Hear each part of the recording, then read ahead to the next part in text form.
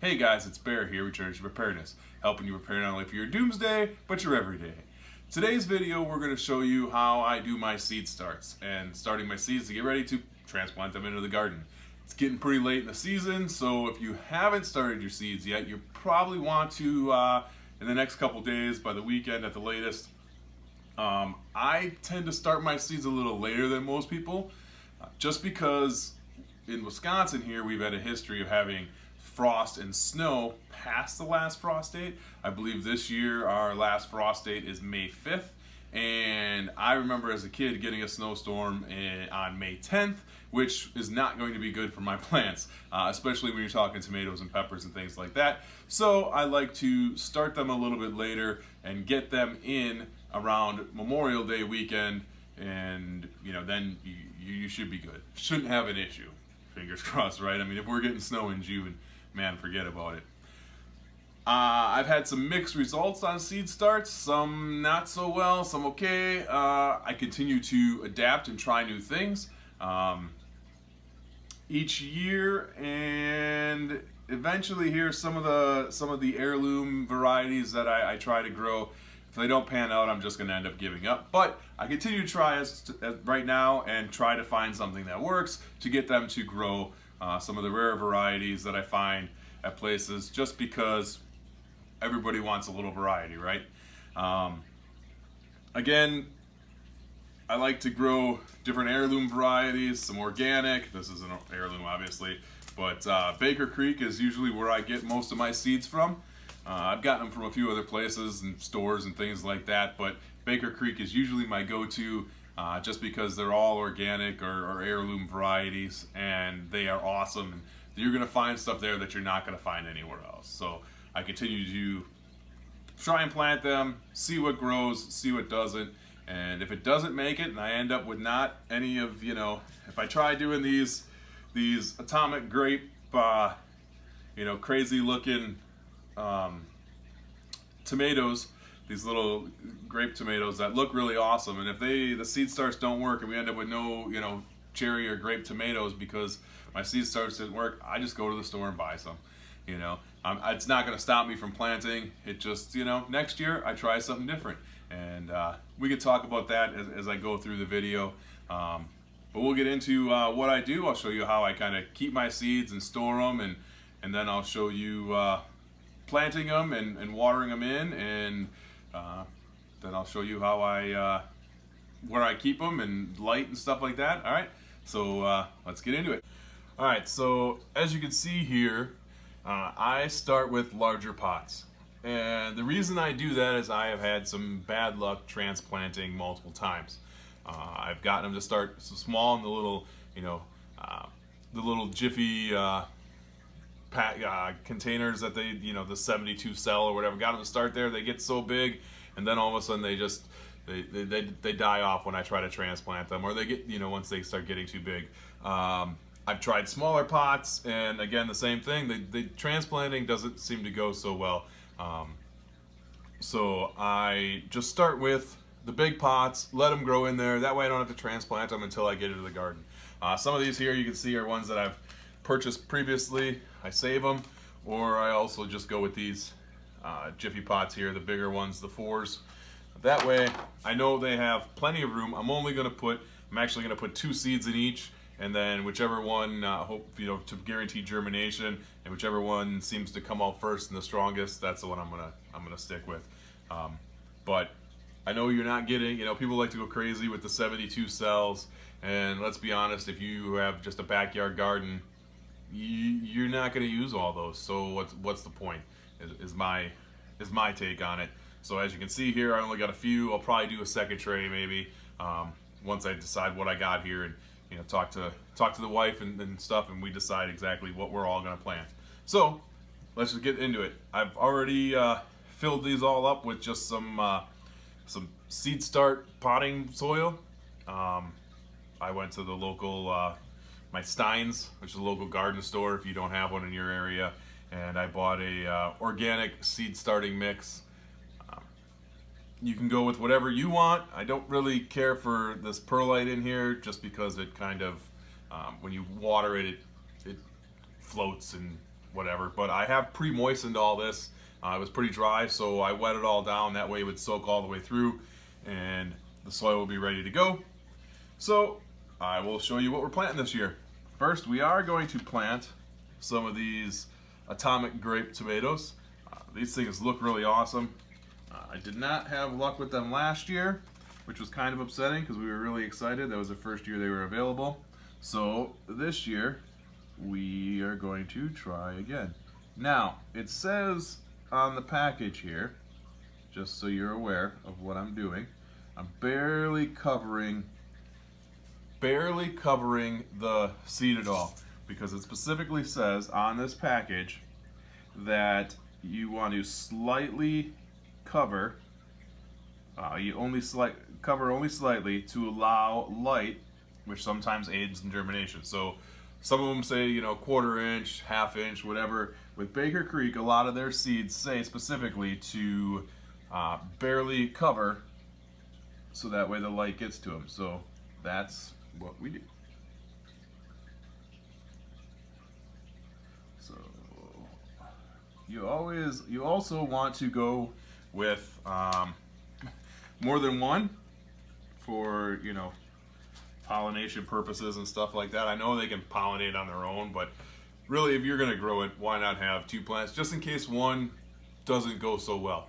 If you transplant them and they're going good, and then all of a sudden you get rot on one or something, or one, you know, pests get to it, you know, something dies, it dies off for some reason, maybe that second one, and you'll still get a good crop. So I never go with just one plant. I always try to do multiple, at least 2 of each, and that way you hopefully can get enough. Last year we went with a little chocolate cherry tomato, and I only bought one of them, and sure enough, that was the one plant that didn't grow, didn't make it, and it was kind of disappointing to see that thing just, there was nothing I could do. It just was dying and dying, and I kept trying to, you know, do different amendments, add different amendments to the soil and things like that, and that one, every other one took off except for that one. So you live and learn.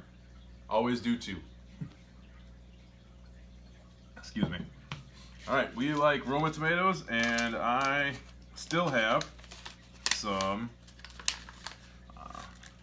some Burpee organic Romas, so I will go with those.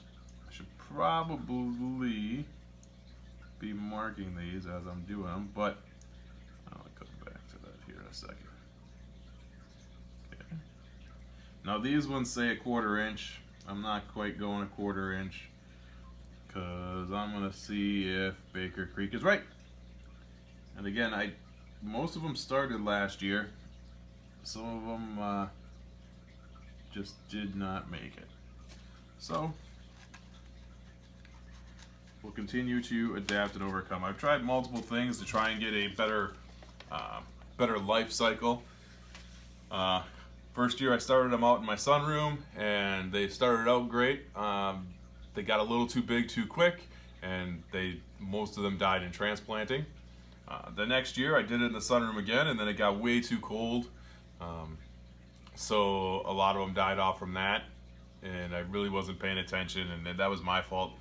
The year after that, I got a little greenhouse, you'll see, because that's still where I keep them, little shelf greenhouse thing. And I put that in my front room, living room, which obviously my wife wasn't the keenest on, but it was right in the front window, and they started growing great, and they had natural sunlight, and then they took off towards the light, obviously, growing towards the window, and got too long and lanky and just didn't make it.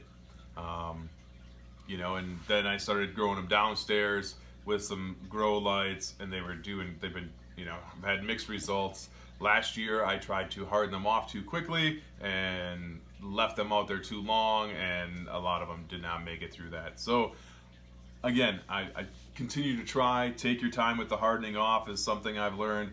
You know, making sure they've got good water, good soil, good light, and we'll continue with that as we go through, and I show you where I keep them at the end.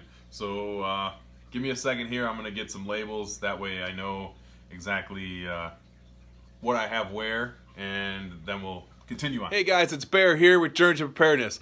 Don't forget to rush out and get your JTP gear at Teespring. Store link is down below.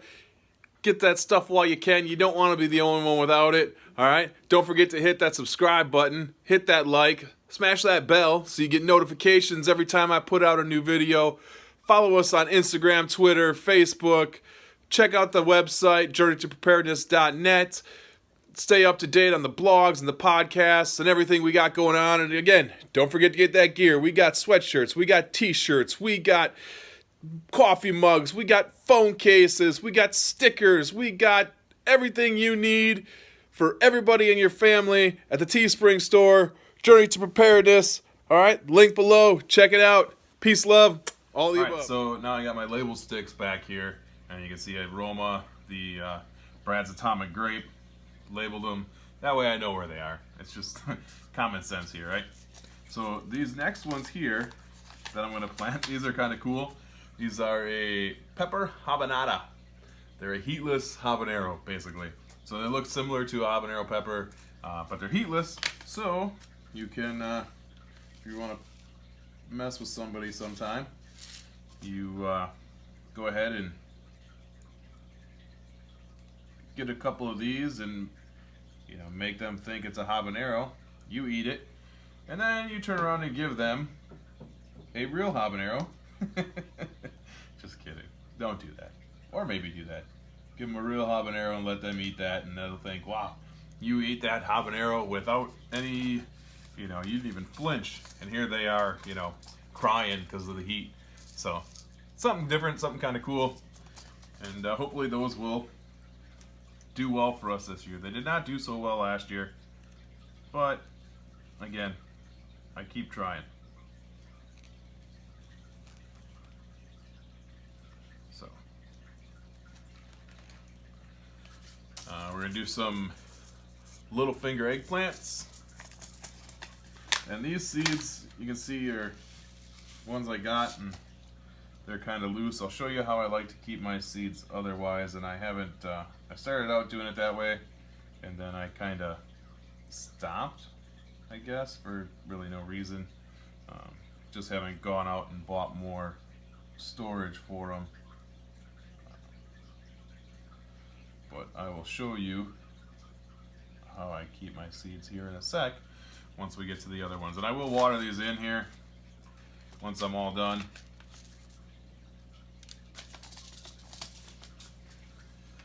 And my eggplant. Stick those in there. And again, you can see I'm putting 2 seeds in each just to hopefully ensure germination, get them going, and then I can pluck out the extra plants. Or if they're going really well, both of them, then I might let them both grow and then see what happens. Maybe I'll have some extra in the garden, or we'll cross that bridge once we get there, right? Don't count your chickens before they're hatched. You gotta get them to grow and take off first. So the next is, so now I'll show you. So what I've done is, you take these are like fishing fly containers to keep stuff in for a tackle box. But what I've done is I've taken them, and they're just little screw tops, so they screw off like this. And then I taped the label, I cut the label out, taped it on, and then inside I put the directions on, how to sow the seeds, when to start them, what kind of conditions they like, all the information that comes on the back of the package here, I've cut out and put inside here with the seeds. And that way they're all together, they're all stored. I keep, like ones together. Here I've got, tomatoes and stuff like that. Over here I've got cabbages and, Brussels sprouts. And here I've got carrots, I got some peas and peas in this one. And then, so I keep them like that, keep them all together. I've also done this here, and this is another tackle box thing. A tackle holder, and it is waterproof. And then what I've done is the same thing. I've cut out here some beans, some squash, some cucumbers. You can see here, these are these are squash. Sorry, not there. There's some cucumbers in here though. What are these ones here? These are melons. But what I do is then I put them in there, and they've got individual dividers, and I keep the labels in there, and again, the directions on planting and that kind of stuff, and then just close it up, and they seal up nice and tight. You don't have to worry about them, getting wet or anything like that, getting damaged. I know it's not a dark container, but I keep them down in a dark place, so just helps keep them from getting moist or damaged, and keeps them all together. And it's real easy then, instead of going through each one of the packets. As you can see here, I got a whole ton of packets here that I need to do the same thing with. I just haven't taken the time to do it. So we'll get into the next planting here. So the next one is the Arkansas Traveler, and when planting these, again, cover only slightly. You'll find that with Baker Creek, almost all their seeds say cover only slightly. And another reason I kept the directions is because when I want to, once you get these to grow, and if you start saving your seeds, which you should be, because as you save your seeds and grow out the best genetics, you can guarantee better success rates by having a plant that is adapted to your conditions. So by you saving those seeds from the best plants each year, you're getting a plant that has adapted to your climate, your soil conditions, everything that you are hoping for. So why wouldn't you, right? And it's going to save you money, because all you need really is a couple tomatoes, and you get all those seeds out of there, save them for the next year, and you continue the cycle. And now you're getting a strain of plant that, again, is perfect for your climate, your soil conditions, your weather patterns, everything. And you're not trying to, get something from Florida that grows good in Florida or Texas or anything like that to grow good here in, Wisconsin or, New York or Washington or wherever you are. So save your seeds, keep them for the next year, and if you keep the directions and keep the labels, then you can just keep reusing them. Just makes sense. All right, so that was the Arkansas Traveler. Again, you can go look at all these at Baker Creek. I don't save the pictures. I do usually keep a catalog around, just so I know for personal reference. Next, I didn't need to undo that. Next, we're gonna go with a Blue Cream Berry. This is a little cherry tomato. And tomatoes grow pretty well here for me. I don't really care for them too much. I don't like raw tomatoes, but my family does. So I like to grow we like to grow a lot of cherry tomatoes because they will eat them like crazy. And our chickens love them also. So what we aren't able to eat, we are able to feed to our chickens. That's always a bonus. And lastly, we're gonna go with a jalapeno in this stack here. I will probably end up doing another tray later on after the video, just because there's a couple other varieties we want to try and get more peppers and maybe a couple more larger tomatoes. We do like to make a lot of salsas and spaghetti sauces and that kind of stuff. So the more tomatoes you have, the better. There we go. Barely cover that. And cover that up a little bit. I'm not really putting them in there too deep, as you can see. Shouldn't really bother them too much. They got a little soil cover. Some of the ones, as you can see here, some of the ones that come in these packets I keep in there also. I just keep them in that packet. Just helps keep them together. And I have dropped these before and they have busted and been all over the place. So just keep that in mind. Hold on to those tight. Alright, so now that we have all our seeds planted, labeled, and ready to go, we need to water them in. Now, one thing I like to do is I take a water bottle, especially for seed starts like this, because you don't want a huge, water jug. And I take a water bottle, I poke some little pinholes in it, and as you can see, it just waters real nicely. And then every, this pretty much lasts a couple days usually. The soil should be pretty moist already, because again, like I said, I moistened it up. And now it's just a matter of watering all the seeds in and helping them to germinate. This keeps me from making a big mess all over the place, and it can be done pretty quick. And I just keep filling it up as I need. Like I said, it usually lasts a day or two. I'm going to water these pretty heavy because again, you want to water them in. As you can probably see from the video, maybe you can't, but the perlite is floating as usual. Not all of it, because some of it actually is pretty waterlogged from me soaking the soil. It was pretty dry. So there we go. Now it's all watered in, but it's that easy, and this bottle will last quite a long time. Like again, I said, I just poked some pinholes in the top, and now I use it as a waterer. So it's a little hack for you.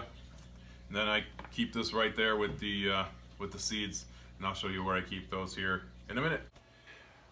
Okay guys, so we're back here in my basement. You can see where I got this set up. You see I got one of these little standing greenhouse racks that I had bought. I keep using it because I bought it a while ago, and it works fine. Around the outside, you can see here I've got strung up some of those car windshield reflectors, and these are just, I think I got these at like Walmart or something like that on clearance for 75 cents and during the fall or something like that. I've had them for a few years now, but what they do is they help reflect the light. So all this light here from my grow lights is reflecting back in to add more light and help support the plant growth. Okay, I got these lights here, these LED Kingbo lights. I'll put a link to those in the video down below.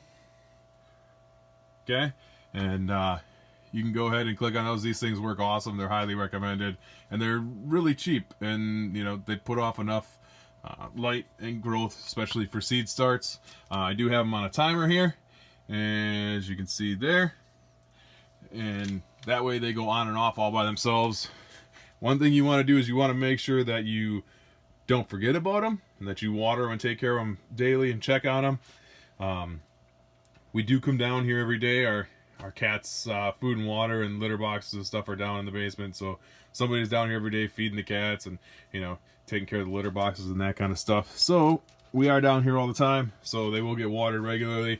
That's a little bit further of a distance. It's probably about 4 inches or so. I might try and lower them a little bit, but I do have them strung up on ropes there, as you can see, and that way I know this is that's going to become a problem. I'll have to cut a little bigger hole through there, but that way I can raise and lower them as these plants start to grow, and as I need to. I can also lower the I can take this shelf off here, lower the shelves, and that way I can get the plants closer.